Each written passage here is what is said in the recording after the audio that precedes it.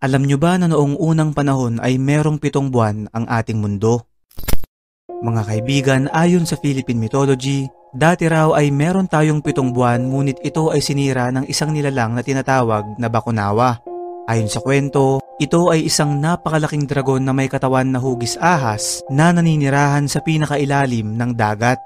Pinaniniwalaan na siya ang dahilan ng mga lindol, bagyo at ilan pang mga sakuna dito sa ating mundo.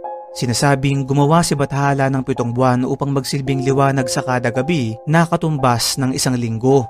Kaya lang isang gabi ay bigla na lang lumutang ang dragon na to at kinain yung mga buwan hanggang sa isa na lamang ang natira.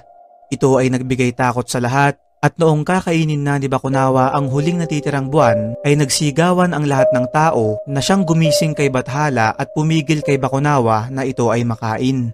Upang hindi masira ang natitirang buwan, ay naglagay si Bathala ng mga bamboo o kawayan na nagsilbing mantsa sa ating buwan o yung mga dark spots sa ibabaw nito.